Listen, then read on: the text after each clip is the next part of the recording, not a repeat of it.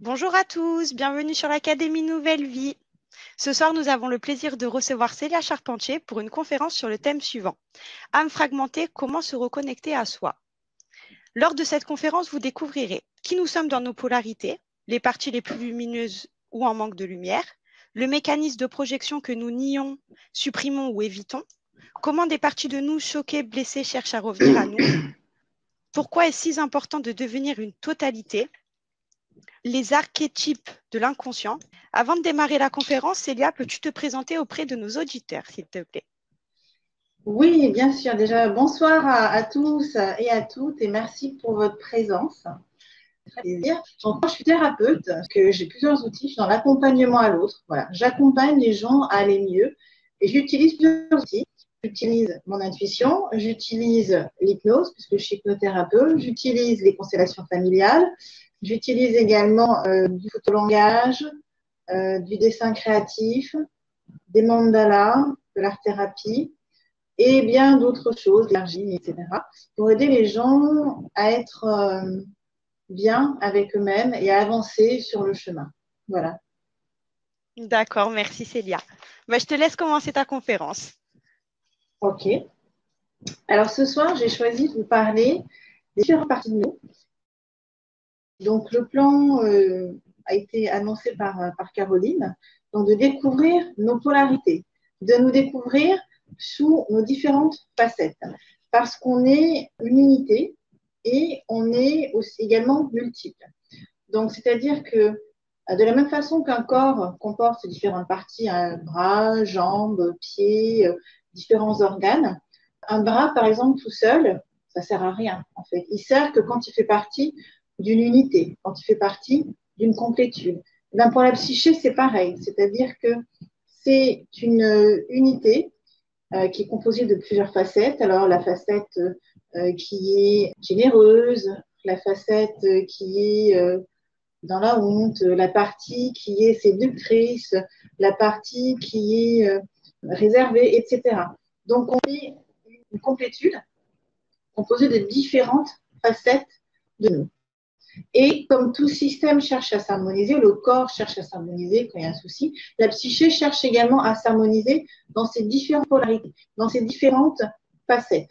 Alors au début, j'appelais ça nos parties ombre et lumière, mais c'est pas vraiment ça. Ce sont, j'ai compris que ce sont des facettes de nous qui cherchent à revenir à nous, qui cherchent à s'exprimer, qui ont besoin qu'on les accueille, qui ont besoin qu'on les aime. Donc on est tous composés de parties plus lumineuses et de parties en manque de lumière, c'est-à-dire en manque d'amour. C'est-à-dire que quand on est petit, quand on est bébé, on arrive, on est entier, c'est-à-dire qu'on est de la totalité. Et comme on grandit, en fait, on apprend au contact de nos parents, des gens qui sont autour de nous, de nos proches, les enseignants, voilà, les gens qui nous entourent, on apprend qu'il y a des choses qui sont validées et il y en a d'autres qui n'ont pas validé. Donc, par exemple, dans certaines familles, c'est OK d'être dans la compétition. C'est OK d'être actif. On va valoriser ces qualités-là. Dans d'autres familles, ça va être l'inverse. Au contraire, c'est pas du tout acceptable d'être créatif, c'est pas du tout acceptable d'être dans la compétition. C'est pas du tout acceptable de s'affirmer devant des adultes, par exemple. Et ça, toutes ces parties qui sont pas validées par le proche, en fait, eh ben, ça va dans nos profondeurs, en fait. C'est-à-dire que des parties de nous qu'on va mettre en manque d'amour, qu'on va mettre dans l'ombre, qu'on va mettre en manque d'amour, qu'on va mettre de côté, en fait, qu'on va, soit on va les renier, soit on va les supprimer, on va les mettre de côté, on va les mettre sous le tapis, en fait. Ça, c'est un bon exemple. On va les mettre sous le tapis, et donc, voilà, on va plus en entendre parler, et on va même des fois oublier qu'on est aussi créatif, on a aussi une partie de nous qui sait être dans l'assertivité, on a aussi une partie de nous qui sait être dans la compétition, etc.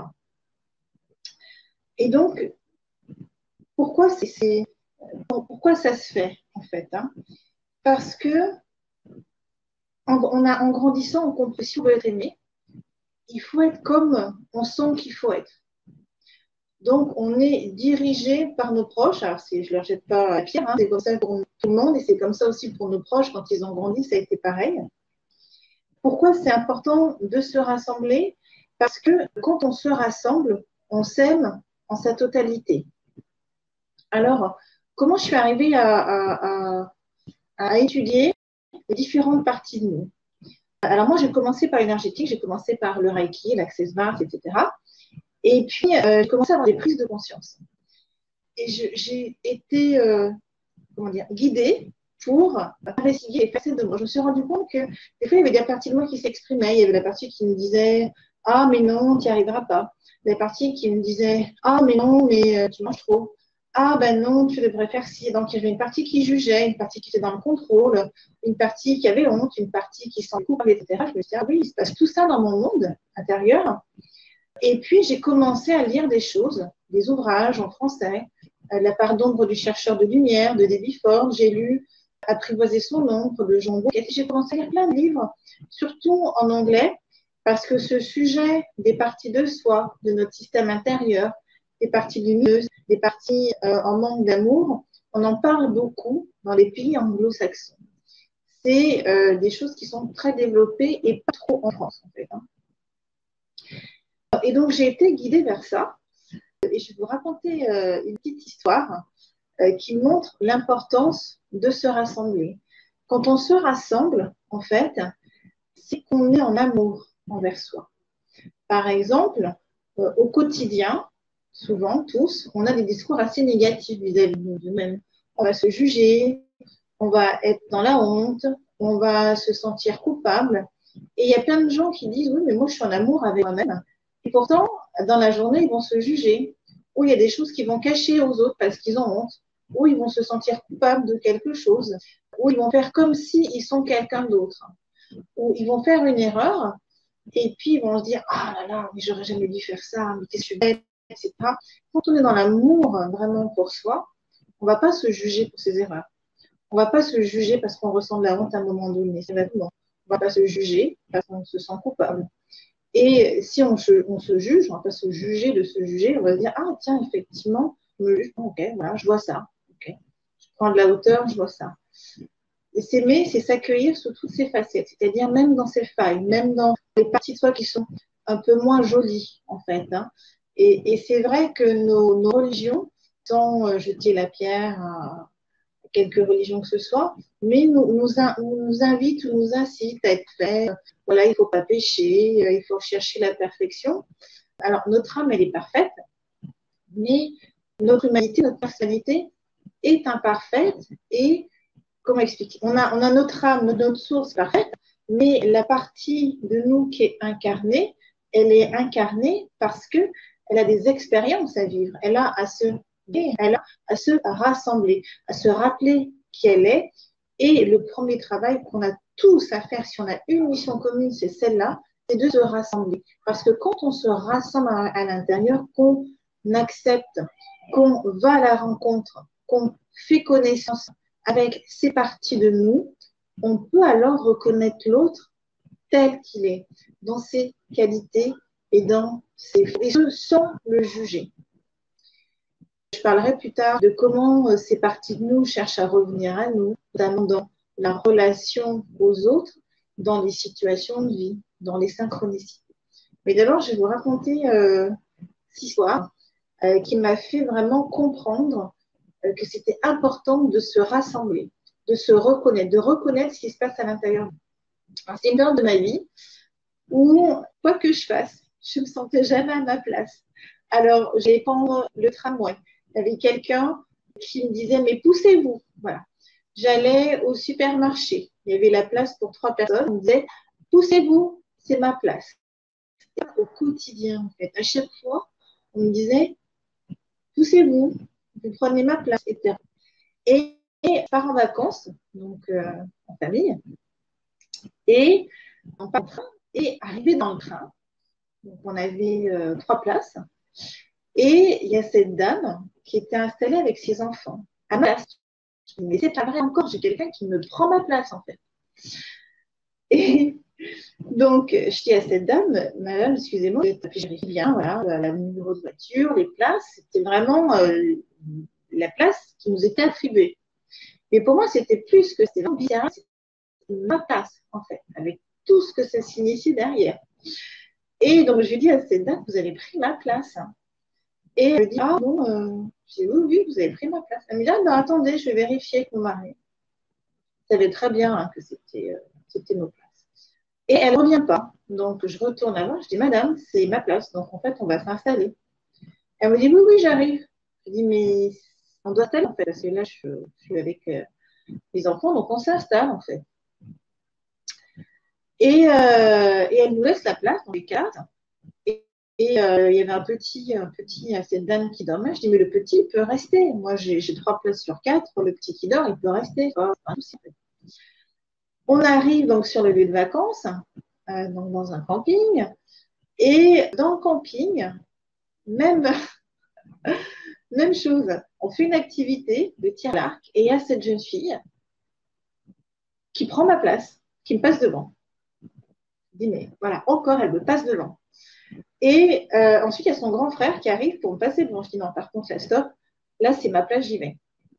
Au restaurant, je commande des pizzas, voilà. Il y a quelqu'un qui prend ma place, qui prend mes pizzas. Et je m'énerve à nouveau.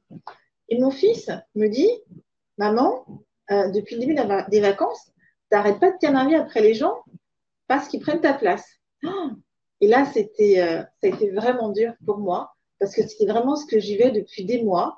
Toutes ces personnes qui prenaient ma place partout où j'allais. C'était comme si j'étais maudite, en fait.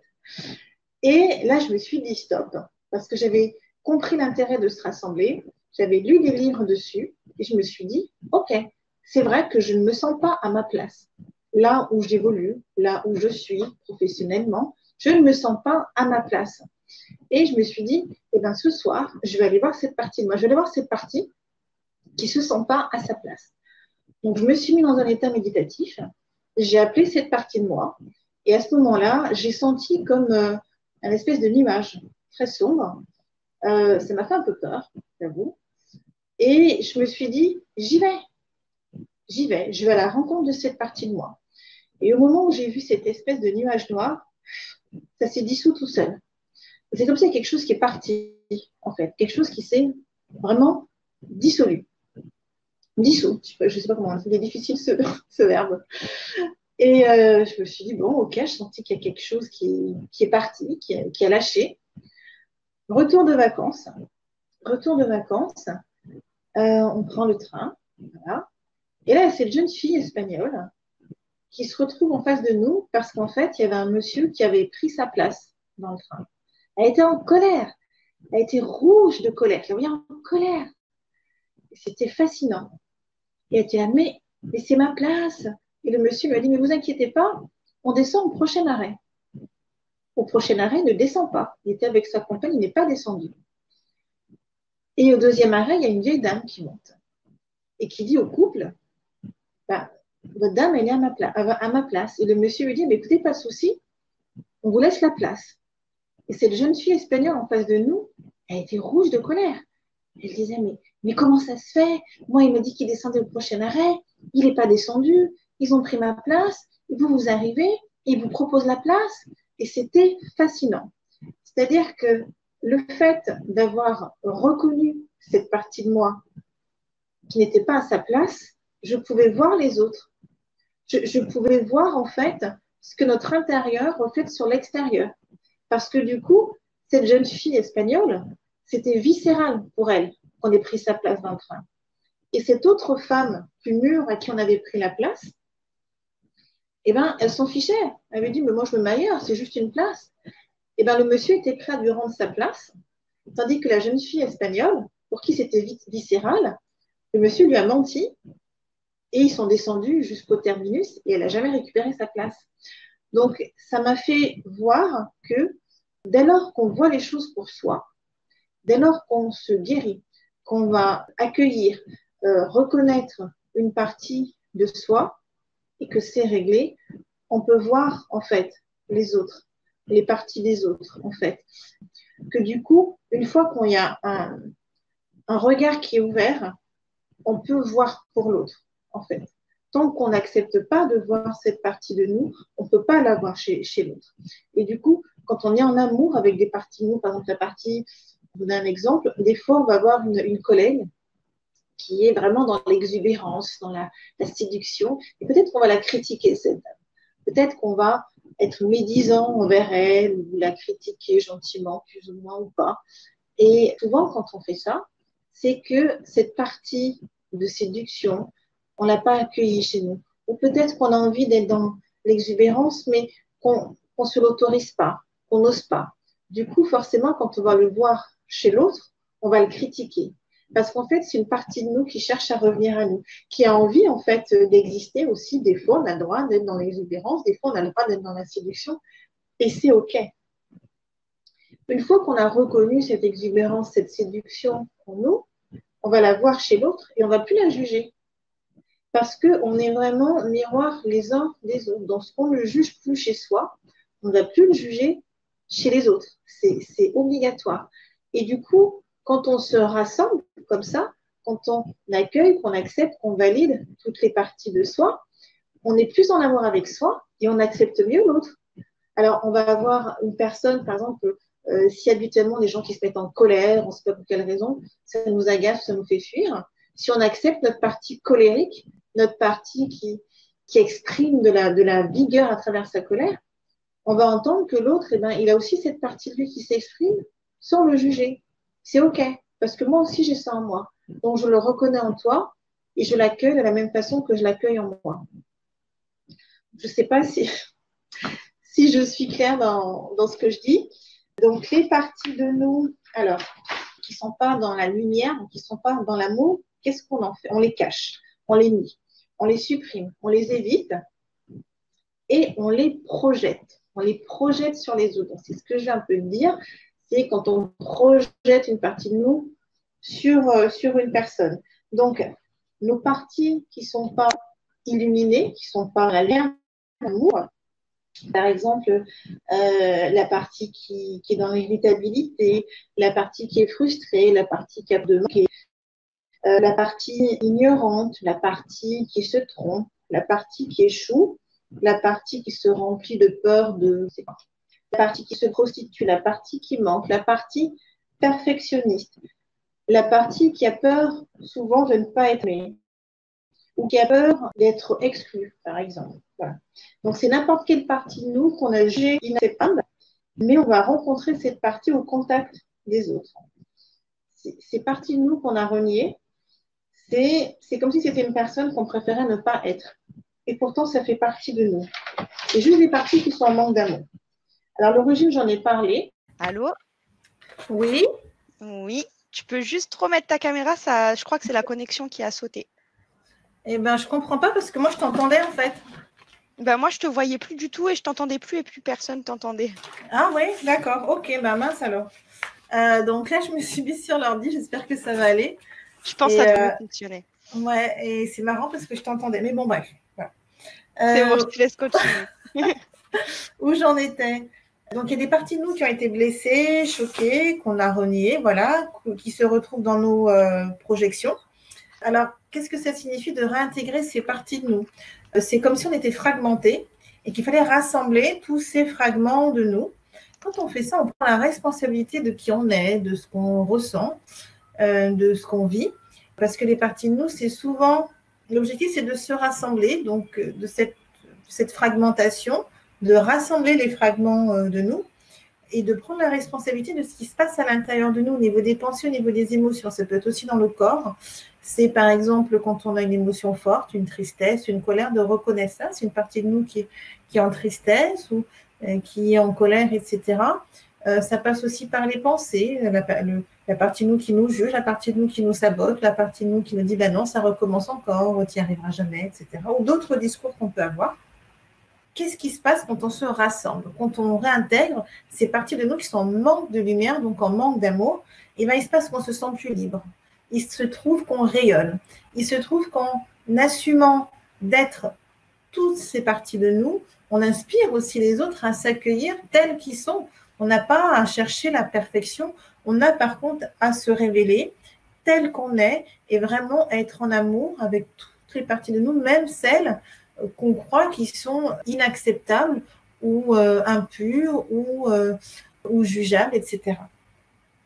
Donc, nos parties moins lumineuses, nos parties, nos défauts, tout ce qu'on cache, tout ce qu'on supprime, tout ce qu'on met sous le tapis, méritent également d'être aimées. Et c'est en embrassant toutes les parties de nous qu'on devient entier. Tu sais, les religions, Caroline, et vous savez, les religions, elles n'ont pas totalement tort. C'est comme si c'était, chacune avait la facette d'une pièce, parce qu'on a les religions monothéistes, qui considèrent qu'il y a un seul Dieu, donc une unité, et ces religions polythéistes qui considèrent qu'il y a plusieurs dieux, plusieurs facettes. Ces différents dieux, que ce soit chez les Grecs, chez les Romains, chez les Indiens, c'est comme différentes facettes de nous, en fait. Parce que chaque dieu a un pouvoir, a une capacité, en fait. Et ces gens-là, ils honoraient, les Grecs, par exemple, ils honoraient le dieu de la fête, le dieu divin, ils honoraient la déesse de la chasse, ils honoraient chaque dieu, chaque déesse. Et je me suis toujours demandé, est-ce que finalement, ils n'avaient pas compris que c'était important d'honorer chaque partie de soi, chacune, le dieu de la guerre, la déesse de l'amour, etc. On est divin et on a à se reconnaître en tant que divinité dans toutes nos facettes. Et je pense que c'est un très bon exemple, ces dieux et déesses grecques qui sont comme différentes facettes de nous, en fait. Voilà, quand on ose être soi, quand on ose se rassembler, on ose le changement, on ose grandir. C'est un peu comme renaître à soi-même, en fait. C'est s'accueillir totalement dans un amour inconditionnel. Si vous avez des questions, n'hésitez pas à les mettre dans le chat et je les poserai à Célia. Alors, je vais parler de 2 sentiments plombants, dont j'ai déjà un peu parlé, mais je vais aller un peu plus loin, qui ont été reconnus par les psychothérapeutes, les psychologues, comme 2 sentiments vraiment plombants. La honte et la culpabilité. La honte et la culpabilité sont vraiment 2 sentiments qui sont les plus plombants et qui mènent à la séparation. Souvent, quand il y a de la culpabilité, il y a de la honte. On se sent coupable et on a honte et donc on va cacher, en fait, parce qu'on a jugé que c'était honteux. En plus, on se sent coupable et ça peut durer longtemps. On n'a pas fait ce qu'il fallait, on n'a pas dit ce qu'il fallait, etc.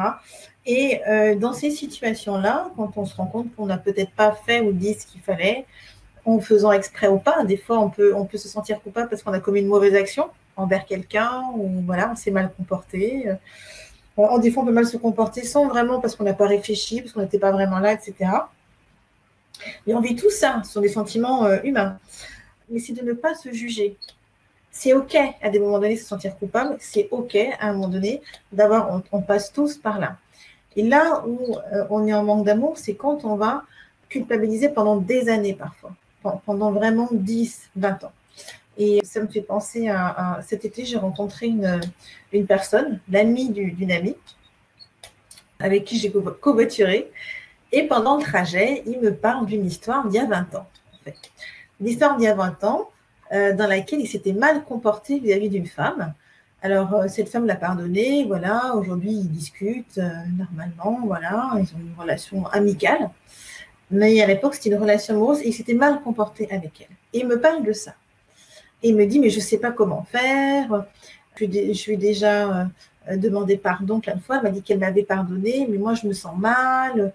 Je ne sais pas comment faire pour rattraper, etc. Je dis, ah, OK. Et il passe au moins 20 minutes.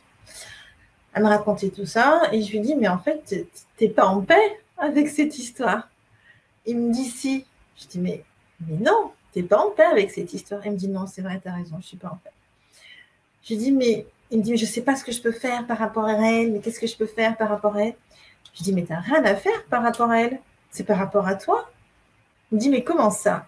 Je dis, mais la seule personne qui ne s'est pas pardonnée dans l'histoire, c'est toi. Toi, tu ne t'es pas pardonné de ce que tu as fait, en fait. Tu te sens toujours coupable, n'est-ce pas? Il me dit, oui, oui, je me sens coupable. Je dis, mais donc, elle t'a pardonné, et elle te l'a dit et plein de fois, donc tu n'as rien à faire par rapport à elle, mais par rapport à toi, si. Par rapport à toi, tu dois te pardonner. Parce que, il me dit, oui, mais tu te rends compte, j'ai mal agi, blablabla, avec tout un tas de justifications. Et je lui dis, oui, OK. Je lui dis, mais c'était il y a combien de temps? C'était il y a 20 ans. Et tu ne peux pas te juger d'une action immature d'il y a 20 ans et nourrir ça pendant 20 ans. C'est pas possible de se faire ça. De porter un fardeau comme ça pendant 20 ans, d'une culpabilité, parce qu'à un moment donné, on a mal agi. On fait tous des erreurs. De toute façon, et on a à apprendre, on vient expérimenter dans cette vie, dans cette incarnation. Donc, on fait des erreurs, on fait tous des erreurs et c'est OK. Et tant qu'on est incarné, c'est qu'on a encore des choses à apprendre. Donc, on risque de faire des erreurs à des moments donnés.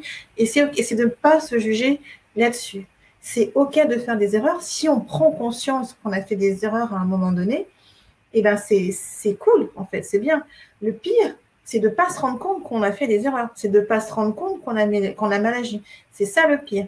Mais si on se rend compte que il y a 5 ans, 5 minutes ou 20 ans, on s'est mal comporté vis-à-vis de quelqu'un, eh ben, on peut se pardonner à cet âge-là où on a mal agi, se demander pardon, en fait.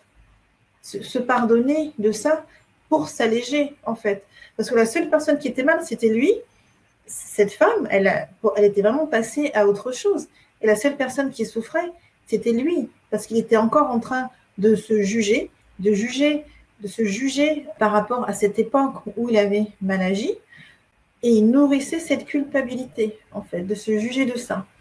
Donc, ce que je veux vous dire par là, c'est que des fois, on se sent coupable, des fois, on se sent honteux, des fois, on va se tromper et on va se juger. C'est pas possible de se tromper. Oh là là, je me suis trompée, mais qu'est-ce que je suis bête. Oh là là, mais comment je peux faire, je me suis trompée. Oh là là, oh, je vais rien dire à personne, je vais mentir, C'est pas grave, en fait. Oui, on peut se tromper. Ok. Et si on pouvait se dire, oh là là, je me suis trompée, je m'aime quand même.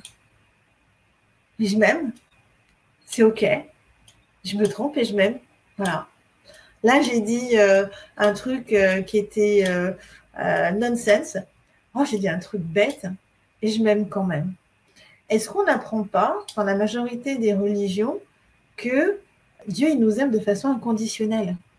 Si on croit à cette version-là, ou la mère universelle, ou peu importe, ou les anges, ou quoi, ou qu'est-ce, peu importe en quoi on croit, qu'on est aimé de façon inconditionnelle. Et nous alors? Et si nous, on pouvait faire ça pour nous, de façon inconditionnelle, et même quand je suis bête, je dis des choses bêtes, et même quand je fais des choses qui n'ont pas de sens, et même quand je fais des erreurs, et même quand j'ai honte, et même quand je me sens coupable, et même quand je pique des crises de colère, et même quand je suis dans la compétition, et même, voilà. C'est ça aussi, reconnaître toutes les facettes de soi, et même si, voilà, je m'aime, c'est OK. Qu'est-ce qui fait que c'est compliqué des fois de se reconnaître? C'est compliqué parce que on a appris souvent que la vie elle était dure, qu'il fallait se battre, qu'il fallait lutter. Donc, quand on a une partie de soi qui a envie de revenir à nous, une partie, je sais pas, une partie créative par exemple, on va résister à ça, on va être dans la résistance. Ah mais non, non, mais je suis pas capable de faire ça. Ah non, non, mais moi, de toute façon, la créativité, c'est pas pour moi. Ah non, non, non, voilà, on trouve des excuses. Voilà. Ah non, non, mais moi, de toute façon, parler en public, non, non, non. Ah mais moi, de toute façon, j'ai pas confiance en moi, non, non, non. Voilà. Donc, on résiste, en fait, à la vie. Et quand on résiste, on est dans la lutte. Donc, qu'est-ce qu'on dit à l'univers? On dit à l'univers, amène-moi des choses. Viens créer dans ma vie des situations de lutte, alors que c'est pas ça qu'on veut en vérité. Ce qu'on veut, c'est de vivre des choses joyeuses, d'être dans la paix, d'être serein. Voilà. On veut, par exemple, on a une période où on se sent mal, parce que ça arrive des fois, on se sent mal. Et bien, on veut vaincre ça. Que si on regarde les cycles de la vie, les cycles de l'univers, les plantes, elles ont des moments où elles poussent, elles ont des moments aussi, des fois, où elles sont en sommeil. Il y a des cycles, en fait. Il y a des cycles pour être triste, voilà. Il y a des moments où on va être plus une baisse de morale, et puis après, ça va aller mieux, et c'est pas grave. Et d'accueillir aussi ça, que ça fait partie de la vie, qu'il y a des cycles. Des fois, on est bien, des fois, on n'est pas bien, et c'est OK. Alors, je voulais parler aussi des projections. Les projections, c'est un mécanisme naturel. On le fait tous. Alors, on projette sur nos voisins, sur notre famille, sur le mari, sur les enfants, sur les collègues, sur les hommes politiques. On projette sur les stars de cinéma. On projette sur les personnes du show business. On projette sur l'argent. On projette sur des symboles aussi, hein, sur des idéologies. On projette sur telle personne de telle origine. Voilà. On projette sur tout un tas de choses. On va considérer que tel collègue ou tel type de population est agressive, arrogante, impatient, etc. On va projeter donc des choses plutôt négatives parce qu'on a beaucoup de mal à reconnaître ça en soi. On va vraiment dire, on va considérer nos parties positives, on n'ose pas trop parler de ce qui est négatif. Mais on va aussi projeter des choses positives. Par exemple, on va admirer tel artiste parce qu'il est tellement talentueux et tellement créatif. Oh là là, mais qu'est-ce que j'aimerais être comme lui ou comme elle, voilà. Et ça aussi, c'est une projection. Et paraît-il, c'est plus compliqué d'aller récupérer des parties qui ont été désavouées, qui sont vraiment positives, que négatives. On a souvent beaucoup de mal à reconnaître notre or, en fait. Ces qualités qu'on admire tellement chez les autres, mais non, non, non, on les a pas. Nous, non, non, on n'est pas talentueux. Non, nous, on n'est pas créatif, mais l'autre, voilà, oh là là, qu'est-ce que c'est bien. Donc, on projette du positif, mais on projette également du négatif. On projette les deux. Et c'est parfois plus compliqué d'identifier le positif, en fait. Mais le négatif, c'est souvent quand on juge, quand on critique les autres, ou quand on va être en surréaction. Je donnerai encore quelques pistes. Il y en a plein des pistes. On a dans les parties lumineuses, des parties positives, c'est quand on admire très fort quelqu'un ou qu'on aimerait tellement être à sa place. En fait, on aimerait tellement faire comme il fait. On aimerait tellement être comme il est ou comme elle est. J'ai parlé tout à l'heure de la collègue qui était exubérante. Ça peut être aussi quelqu'un qui est charismatique. On va dire, ah là là, voilà, vraiment, il est charismatique. Il est vraiment... Et on est en admiration devant cette personne. Et ça indique qu'il y a une partie de nous qui est également charismatique, mais qu'on n'a pas reconnue, en fait. Et qui a envie de revenir à nous. C'est comme si, en fait, ces parties de nous qu'on a désavouées, qu'on a reniées, c'est comme si elles sont dans notre champ énergétique et qu'elles vont aller créer une situation pour nous réintégrer, en fait, pour vraiment prendre la place. Donc, on le verrait... Oui. Il y a une question de Paquerette qui demandait comment se libérer de la rancune envers l'autre. Ah, ça, c'est une question très intéressante. C'est quand on en veut donc à quelqu'un. Déjà, c'est de ne pas juger ta rancune. Déjà, ne pas juger ta rancune. D'accepter, tu as le droit de ressentir de la rancune, c'est humain, on ressent tout ça. Donc déjà, de ne pas juger ta rancune et de dire, ah ok, là, je ressens de la rancune pour cette personne. Ok, qu'est-ce qu'elle a fait cette personne pour que tu sois en rancune contre elle? Elle a dû faire quelque chose. Est-ce que ce qu'elle a fait, est-ce que c'est quelque chose que toi, tu as pu faire à quelqu'un ou pas? Est-ce que la personne, peut-être, elle a pris conscience de ce qu'elle t'a fait ou pas? Donc là, j'ouvre en fait sur des questions. Et après, peut-être que la personne, en fait, elle t'a pas fait d'excuses. Peut-être qu'elle se rend même pas compte de ce qu'elle t'a fait parce qu'elle est comme toi, en fait. Tu vois, c'est une personne qui est comme toi, qui apprend, qui fait des erreurs, qui en prend conscience ou pas. Et après qu'elle en prenne conscience ou pas, c'est son problème. De pas, quand on est dans la rancune, c'est quelque part qu'on se positionne comme... j'ai envie d'utiliser des mots justes. Quand on se positionne dans la rancune, c'est qu'on considère qu'on a subi quelque chose, en fait.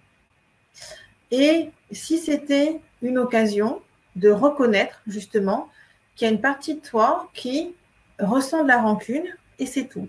Et cette partie de toi lui apporter de l'amour. Je te vois, je te reconnais. Je te vois, je te reconnais, et il y a une raison pour laquelle tu as ressenti ça, et c'est OK. Et comme je te reconnais, j'ai plus besoin de ressentir cette rancune, parce que je te reconnais, en fait. Et c'est normal, en fait, que tu aies été activé parce qu'il s'est passé telle chose. Mais malgré tout, je te vois, je te reconnais. Et une méthode que j'aime bien utiliser avec les parties de soi, c'est l'Ho'oponopono. C'est-à-dire quand on a identifié une partie de soi, plutôt que de la rejeter ou de s'en vouloir de ressentir ça. Parce que souvent, la rancune, on s'en veut. Donc, il y a la rancune, il y a la culpabilité, voilà, et des fois, ça énerve de voir qu'on en veut toujours à cette personne. Et ça brasse, voilà. Donc, des fois, avec une partie, en fait, il y a d'autres parties derrière. Donc, certainement, ta crête, tu vas avoir à reconnaître la partie qui ressent la rancune. Qu'est-ce que ça amène en toi? Est-ce que ça amène à la culpabilité? Reconnaître la partie qui est en culpabilité. Il y a peut-être une partie aussi qui juge, qui juge la partie qui a de la rancune. Donc, il va dire, ah, mais de toute façon, pourquoi tu ressens ça, blablabla. Il y a peut-être une partie qui est en colère de encore ressentir de la rancune. Donc, on est à 4 parties, en fait. Et souvent, alors c'est pas tout le temps, hein, des fois, il y a une partie, et puis voilà. Mais souvent, il y a plusieurs choses qui se passent. Tu vois, c'est comme quelqu'un qui a une problématique de gestion du poids, de surpoids. Alors, elle va grignoter, elle va manger un peu trop, elle va se dire, ah là là, j'ai tellement envie de manger ça. Il y a la partie qui a envie de se remplir. Ah là là, mais je ne devrais pas. La partie qui juge. Ah là là, mais quand même, je devrais me faire plaisir. La partie qui a envie de se faire plaisir. Et puis quand même, il y a une partie qui sent coupable. Une partie qui a honte. Ah là là, j'ai honte, je vais vomir. Hop, on a déjà 5 parties en fait, sur une action. Donc des fois, sur une impression, un ressenti, on va déjà avoir 5 parties. 4 parties pâquerettes que j'ai identifiées pour toi. La partie qui sent la rancune. Peut-être une partie qui se sent coupable de ressentir de la rancune. Une partie qui est peut-être en colère. Donc, c'est à toi de regarder ce que tu ressens, en fait. Et avec chaque partie, tu peux aller, pâquerette, en conscience, voilà. Rentrer dans un état de conscience modifié. Et avec chaque partie, lui dire, une fois que tu ressens quelque chose au niveau énergétique, tu ressens que cette partie est là, lui dire, je te vois, je te reconnais. Je suis désolée. Pardon, merci, je t'aime. Et donc, c'est une façon de faire. Il y en a d'autres. C'est une façon de faire. Et ça, c'est un cadeau. Et vous pouvez ça le refaire plusieurs fois parce que vous allez voir qu'il y a des choses qui vont sortir. Alors, il y a des émotions qui vont sortir. Il y a des pleurs qui vont sortir. Il y a des choses qui vont sortir. Et c'est OK, en fait. Parce que certainement, cette partie qui s'active de rancune, elle a une source qui est beaucoup plus loin, en fait, en arrière. Et c'est une façon de se guérir, en fait. Voilà, une question très intéressante qui m'a permis de rebondir sur le fait qu'effectivement, une partie, des fois, implique plusieurs parties, en fait, de soi. Et des fois, elles sont en désaccord, en fait, ces parties. Tu vois, il y a la gestion du poids, il y a une partie qui a envie de se remplir et une partie qui dit « mais non, je ne devrais pas ». Merci pour ta réponse, Célia. Je t'en prie. On a une autre question de Hortense qui nous dit finalement la projection, c'est la comparaison vis-à-vis de quelqu'un d'autre. Ça peut être ça. Ça peut être ça, mais pas seulement. C'est aussi quand on juge l'autre. Tu vois, c'est aussi, Hortense, quand on dit « ah là là, mais elle, qu'est-ce qu'elle est ceci ou cela ». Est-ce que c'est de la comparaison? Je pense que des fois, mais c'est qu'on va juger que l'autre, il va être trop ceci ou trop cela. C'est ça la projection. Ou c'est quand on va dire, par exemple, souvent on projette sur l'argent. Ah là là, l'argent c'est sale, machin, tout ça. Pas forcément, en fait. Hein. Où on va projeter sur un type de population. Ah, mais telle population, c'est vraiment des ceci ou cela. Ou les assureurs, c'est tous des voleurs, par exemple. Et est-ce que tu n'as pas reconnu cette partie de toi qui a peut-être volé quelque chose à quelqu'un, consciemment, inconsciemment, mais parce qu'on a tous cette partie-là aussi en nous. Une partie peut-être qui est dans le profit de quelque chose et d'aller reconnaître ça. Alors, c'est pas agréable d'aller reconnaître ça. Mais mettre de l'amour dessus, se reconnaître comme étant parfois malhonnête. On tient beaucoup à être honnête, et donc on va juger celui qui est malhonnête. T'as vu ce qu'il m'a fait, il est malhonnête et tout, machin.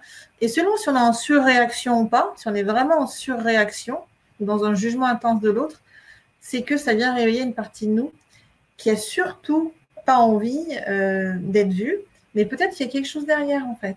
Il y a quelque chose derrière. Parce que ça arrive, des fois, de ne pas être honnête et ne pas se juger pour ça.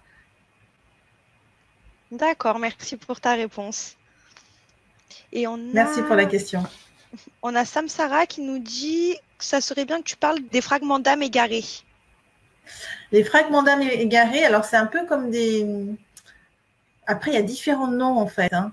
Il y en a qui appellent ça des parties de soi, il y en a qui appellent ça ombre et lumière. Des fragments d'âme égarés, c'est une partie de nous qui n'arrive pas à revenir à nous. Par exemple, on a eu un traumatisme ou quelque chose d'assez compliqué et il y a une partie de nous qui s'est sentie rejetée, en fait. Et c'est comme si c'est une partie qui est là dans notre champ énergétique et qui cherche à revenir. Alors, il y a plusieurs façons. Il y a ce que j'ai expliqué, l'Ho'oponopono. Après, il y a aussi le recouvrement d'âme qui est, par exemple, un fragment d'âme, c'est lors d'une séparation, par exemple. Lors d'une séparation où on n'a pas fait le deuil totalement et donc c'est comme s'il y a une partie de nous qui est encore chez l'autre. Et il peut aussi avoir une partie de l'autre chez nous, en fait. Et il s'agit d'aller récupérer cette partie de nous que l'autre a récupérée et que l'autre a peut-être laissé chez nous aussi. Ces fragments d'âme aussi, c'est par exemple quand, en tant qu'enfant, des fois, on va absorber, on va se sentir guérisseur de nos parents. Et on va absorber une partie de leur énergie. Et pour qu'ils guérissent, on va leur laisser une partie de notre énergie, la partie guérisseuse. Tu vois ? Et il s'agit de récupérer cette partie de nous. C'est aussi comme une partie qui en manque de lumière, du coup, parce qu'elle est là, mais on ne la voit pas. Elle est éloignée de nous. On a oublié qu'on avait cette partie énergie, cette partie guérisseuse qui nous serait forcément plus utile à nous. Donc, en fait, dans les différentes parties de nous, il y a plein de choses. Il y a nos états émotionnels, il y a les fragments d'âme qui sont égarés lors de chocs émotionnels, traumatismes, séparations, deuil qui n'ont pas été faits. Et toutes ces parties de nous qu'on nie, qu'on met sous le tapis parce qu'on les trouve honteuses. On a choisi de se couper de nous. En fait, c'est comme si on se coupe de nous-mêmes pour être parfait, lisse, un peu comme un Playmobil en fait. Voilà. Et au final, voilà, c'est tout lisse. Mais il y a toute une partie qui est derrière. C'est-à-dire que ce qu'on va montrer aux autres, c'est le haut de l'iceberg. Et ce qui est en bas, ce qu'on est vraiment en totalité, est invisible, mais pas tant que ça, parce qu'elle cherche à revenir à nous. D'accord. Merci pour ta réponse. On a une autre question de Joël qui nous dit: comment fait-on pour récupérer ces fragments d'âme? Eh bien, il faut venir aux ateliers. En parlant des ateliers, nous avons Célia qui fera 3 ateliers. Donc, l'atelier numéro 1 aura lieu le jeudi 24 septembre 2020 à 20h30. Le thème sera les fragments de nous, parties dysfonctionnelles en recherche d'amour, comment les repérer, les réparer. L'atelier numéro 2 aura lieu le lundi 5 octobre 2020 à 20h30. Le thème sera comment le corps intervient dans la réintégration de nos fragments éparpillés. Et on aura l'atelier numéro 3 qui aura lieu le lundi 12 octobre 2020 à 20h. Et le thème sera comment faire évoluer son âme grâce à la réintégration des archétypes. Les ateliers seront disponibles en version non téléchargeable à 107 € en paiement une fois. Et vous aurez aussi le paiement en 2 fois ou en 3 fois. Et vous aurez aussi la version téléchargeable à 137 € en paiement une fois ou en paiement 2 fois ou 3 fois. Célia, je te laisse expliquer les ateliers à nos auditeurs. Oui. Alors, les archétypes, c'est une autre façon de nommer ces différentes parties de nous. Et ça ressemble beaucoup aux dieux ou déesses grecs, romains, etc. Et Joël, pour répondre à ta question, il y a différentes façons de récupérer ces fragments de nous. Donc, je vous ai donné un cadeau qui est l'Ho'oponopono, que tu peux faire quand tu as une réaction émotionnelle ou quand tu sens quelque chose qui te met en surréaction, il y a une partie de toi qui cherche à revenir à toi. Peut-être que... Alors, qui est-ce que tu juges? Qui est-ce que tu juges? Ou qui est-ce que tu rejettes? Est-ce que tu rejettes un certain type de personne? Est-ce que tu juges un certain type de personne? Identifier, voilà. C'est quoi cette personne que tu viens de juger ou que tu viens de rejeter? Ou qu'est-ce que tu viens de rejeter en toi que tu as pensé, que tu as ressenti? Et là, c'est une partie de toi qui cherche à revenir à toi. Quand tu identifies ça, tu peux faire l'Ho'oponopono. Donc ça, c'est une façon de faire. Tu peux te mettre en état méditatif, comme je l'ai expliqué tout à l'heure. Et voilà, quand tu ressens cette part, ça peut être des émotions qui vont sortir, peut-être que tu vas avoir une image ou un symbole qui apparaît, et d'entrer en contact avec cette partie de toi. Et vraiment, pour faire ce travail-là, il faut avoir le courage, j'insiste, le courage et beaucoup d'amour pour soi. Le courage, pourquoi?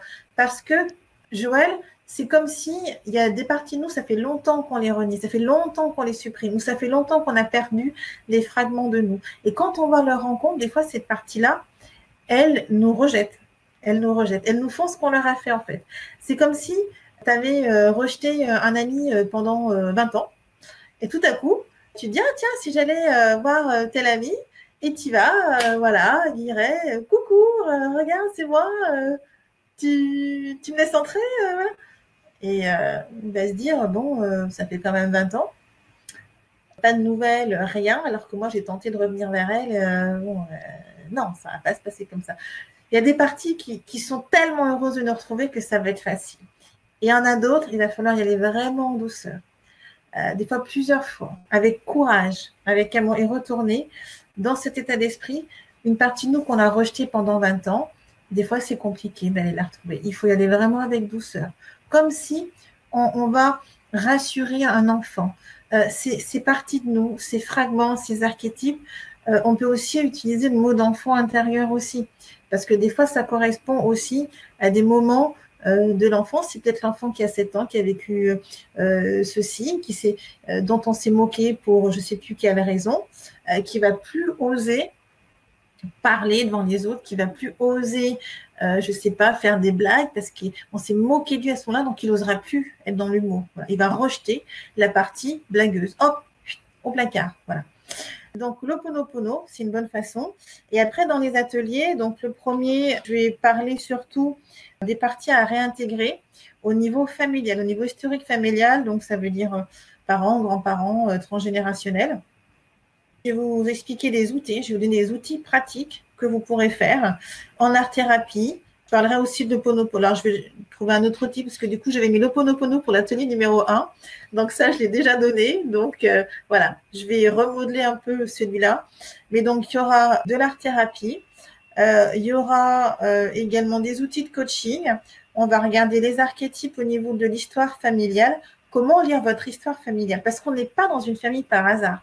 On est avec un papa qui a tel défaut et telle qualité, une maman qui a tel défaut et telle qualité. Peut-être qu'ils nous comprennent, peut-être qu'ils ne nous comprennent pas. Mais on est dans un contexte qui est parfait pour qu'on puisse après réintégrer ces parties de nous. Donc, ce n'est pas pour rien des fois. Peut-être il y a des choses qu'on a mal vécues dans nos familles, mais parce que justement, ça participe au travail qu'on a à faire pour les réintégrations de parties de nous. Et en ayant une lecture assidue de votre histoire familiale, vous allez voir qu'en fait, c'est assez simple de voir ce qu'on a à travailler au niveau des parties de nous. C'est comme, voilà, on va relire vraiment ce livre-là pour que vous sachiez lire votre histoire, en fait, familiale et voir, en fait, que dès le départ, il y avait déjà des signes de ce que vous allez avoir à réintégrer comme partie de vous. C'est passionnant. Deuxième atelier, on va passer par le corps. Parce que par le corps, on peut transformer des parties de nous. On peut laisser le corps, le laisser faire, lui faire confiance pour qu'il vienne accueillir et transformer des parties de nous dans les sensations, dans les impressions, au niveau énergétique.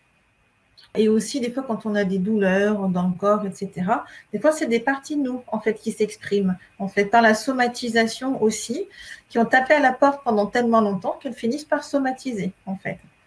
On va regarder l'intention du corps également. Donc là, on va être spécifiquement, l'outil principal, c'est votre corps. Parce que votre corps, c'est un outil alchimique avec lequel on... Pour répondre à Monique, non, 107 €, ce n'est pas chaque atelier, c'est 107 € les 3 ateliers. Et pour l'offre, il faut cliquer sur le petit bouton rose en bas, je vous profite de l'offre. Ah. J'ai cliqué sur une touche qu'il ne fallait pas. Ah, c'est bon. Alors, ce que je disais, c'est que j'ai prévu dans le 3e atelier de parler du point de vue de l'âme et connecter un archétype d'une vie antérieure pour le réintégrer, le reconnecter. C'est comme reconnecter une ressource parce qu'on a des ressources dans cette vie et dans d'autres vies, enfin pour ceux qui ont cette vision-là et cette connaissance-là. Et on peut tout à fait, comme on vit différentes expériences, on a différentes choses à guérir, on peut utiliser les ressources d'une vie passée, un archétype d'une vie passée, le réintégrer pour que ce soit plus simple dans cette vie. Par exemple, les séances d'hypnose régressive. Et elle était très masculine, cette nana, très masculine. Et elle me disait, j'ai du mal à être féminine, blablabla. Donc, on a reconnecté une vie antérieure où elle était une femme, alors je ne sais plus quelle année c'était, année 30, 40, mais très très bien habillée, avec une belle robe, voilà, le gilet, tac, tac, tac, la fourrure, voilà. Qui était dans une féminité, dans une force sensible, en fait. Et ça lui a permis de rassembler la force et la sensibilité, ce qu'elle a du mal à faire dans cette vie-là. C'est comme si elle assimilait dans cette vie-là qu'elle ne pouvait pas être féminine parce que c'était être faible, en fait. Voilà. Qu'on a reconnecté un archétype de féminité, d'un être sensible, très féminin, voilà, très, comment dire, qui prend soin d'elle, etc. Voilà, très, j'arrive pas à trouver les mots, qui se maquille, qui prend soin d'elle, etc. Et qui est forte en même temps. Voilà. On a reconnecté un archétype d'une vie antérieure. On va regarder aussi dans le troisième atelier les archétypes dans vos rêves. Parce que dans nos rêves, des fois, on a des parties de nous aussi qui cherchent à revenir à nous dans nos rêves, à travers des gens qu'on connaît ou pas, avec certaines énergies particulières, l'énergie de la force, du charisme, de la joie de vivre, etc. Et j'ai prévu aussi de vous faire découvrir des cartes que j'utilise en séance, les archétypes. Par exemple, en séance, j'utilise ces cartes. Je vais demander à la personne de choisir une carte et elle va peut-être choisir la carte de la victime. Je ne sais pas si on voit, de la victime. Ou la carte de la sentinelle. Ça, c'est voilà, le contrôle. Voilà, on a besoin de lâcher prise. Beaucoup sont concernés. L'archétype de l'infirmière, ça, c'est la personne qui a besoin de sauver tout le monde. Voilà. Et on fera une session comme ça, avec la partie sombre, l'émotion qui est liée. Donc là, on a la peur, on a l'abandon, voilà, etc. Avec les ressources dans l'acceptation, l'adaptation, la perspective. Donc, c'est des cartes qui permettent de faire comme une épopée, comme un chemin initiatique, d'aller reconnecter l'ombre avec l'émotion, avec une partie lumineuse, une ressource et une transformation. Une transformation qui peut être, alors là j'ai le modelage comme transformation. Comme transformation, on a la purification, le détachement, la délivrance, le rangement, la destruction. Donc c'est une autre façon, Joël par exemple, c'est une autre façon de reconnecter des parties de soi. Et ça, ce sont les cartes lumière de Lise Bartoli que j'utilise pour réintégrer des fragments de soi, des parties de soi, des archétypes, voilà. Peu importe le nom, voilà. Plein de noms sont justes en fait.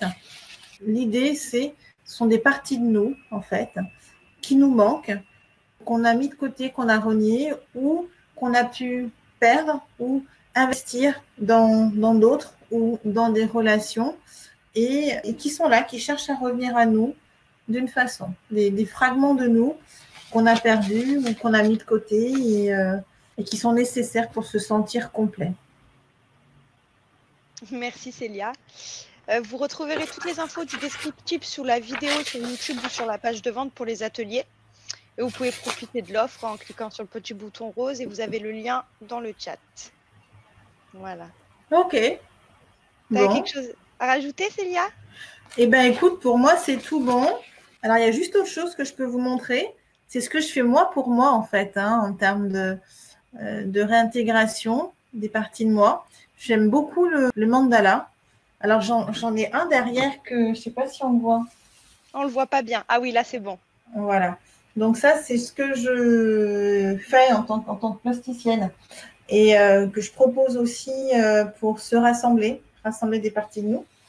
Et au niveau personnel, ce que vous pouvez faire, c'est quand vous identifiez une partie de vous, donc ça, on va le voir plus longuement en atelier, c'est d'imprimer une feuille avec un mandala vierge. Et à chaque fois que vous identifiez une partie de vous, vous faites une légende et vous complétez le mandala. Le mandala, c'est vous, en fait. C'est Carl Jung qui utilisait beaucoup le mandala dans sa pratique, en fait. Il a fait le lien entre... Alors, c'est lui qui a initié vraiment cette idée au niveau de la thérapie, de multiplicité dans l'unité. Parce que ça existe, voilà, depuis la nuit des temps. Je vous ai expliqué les bouddhistes, les Indiens, etc., les Grecs, les Romains. Mais c'est vraiment Carl Jung qui a intégré cette notion de multiplicité dans l'unité. Parce que dans ces séances, des fois, il y avait des gens qui te disaient, oui, alors, dans ma tête, je sens que j'ai une partie de moi qui veut ça, mais j'ai une autre partie qui veut ça. Et souvent, en thérapie, on a des gens qui veulent, par exemple, arrêter de fumer. Mais il y a une partie qui résiste, il y a une partie qui juge, il y a une partie qui sent coupable, il y a une partie qui a honte, etc. en fait. Et en faisant ça, ce type de mandala, avec une légende et en complétant à chaque fois, qu'est-ce que j'ai identifié? Moi, là, j'ai identifié la partie qui ne sait pas qu'elle sait. J'ai identifié la partie qui sait, la partie qui veut plaire, la partie qui lutte, la partie qui brûle. J'ai une partie qui avait la haine contre notre partie. Tu vois, Josette, ça arrive à tout le monde. J'ai une partie qui juge la partie qui ne comprend rien. C'est-à-dire que quand je ne comprends pas quelque chose, j'ai une partie qui est là, ah, mais tu ne comprends rien, mais ce n'est pas vrai. Voilà. Il y a une partie qui se sent petite. J'ai une partie qui est dans l'avidité, la surconsommation. J'ai une partie qui sent frustrée de ne pas pouvoir avancer comme elle veut. Une partie qui a peur de manquer. Une partie qui a peur des histoires. Et une partie qui se raconte des histoires. Donc, voilà. Et je suis sûre que plein de gens peuvent se reconnaître dans ces différentes sensations qu'on a des fois ou pensées qui se contredisent, comme si on avait plein de petits nous à l'intérieur qui se chamaillaient. Et tous ces petits nœuds à l'intérieur, en fait, il faut juste les accueillir. Alors, des fois, c'est plus ou moins facile, ça prend plus ou moins de temps, mais c'est vraiment un acte d'amour vis-à-vis de soi. Et c'est vraiment ce que je vous invite à vous accueillir de façon inconditionnelle. Si vous pouviez, là, pendant les prochains jours, être dans cette neutralité par rapport à ce que vous pensez, ce que vous ressentez, juste dans l'observation, sans jugement. C'est déjà un premier pas. Merci beaucoup, Célia. Eh bien, écoute, merci à toi, merci à vous tous et à vous toutes. J'espère avoir été le plus clair possible, le plus limpide possible et avoir apporté des réponses évidentes aux personnes qui ont posé des questions. Merci beaucoup pour vos questions. N'oubliez pas qu'on se retrouve le 24 septembre à 20h30 pour l'atelier de Célia. On vous souhaite à tous de passer une bonne soirée. Merci à tous d'être venus et merci à toi, Célia, d'avoir fait cette conférence. Merci, je vous en prie. Au revoir, bonne soirée. Au revoir.